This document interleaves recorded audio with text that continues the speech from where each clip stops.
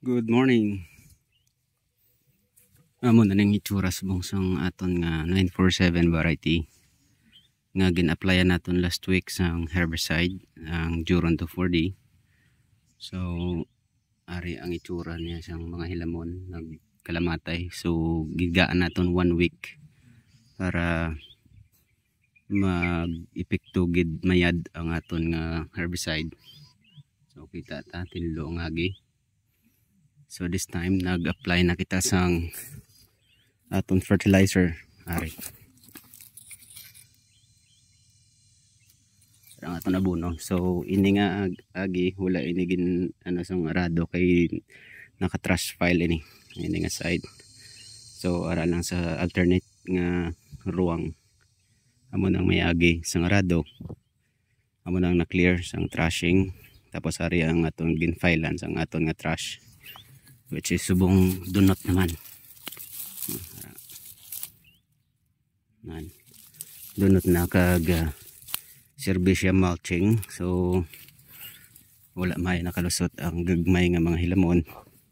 At the same time samtang nagadunot siya maging additional abuno siya sa aton nga tubo.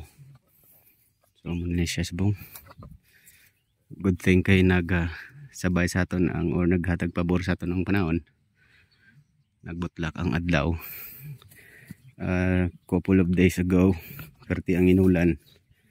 So ready naman nata ni aton nga mabuno kaso medyo baskog pang ulan. So gin timing naton subong nga mainit-init, which is may moisture ang duta kag wala nag-ulan. So timing gid ang aton nga pagabuno.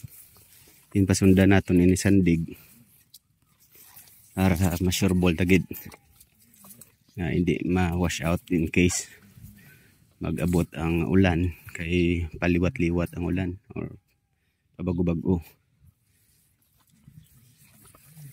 So, muna isang more than 2 months old naton nga 947. May buko na no. So sa aton fertilizer ng mix lamang kita sang potash o kun ang 0060 para pampabakod sa ilang nga buko. Ang kanopi na to nagsarado naman, ang kanopi ang dahon sang tubo. So posibilidad magtubo gid man ni Japon ang mga hilamon dire pero hindi na sila maka ibalgid kay matabunan na sila sang aton nga dahon sang tubo ukon ang kanopi. Amo na siya kadagko sa may buko na. That's why nag-apply na kita siyang potash para pambabakod sa ilalawas. Ang mga update natin sa guys. Happy farming sa tanan.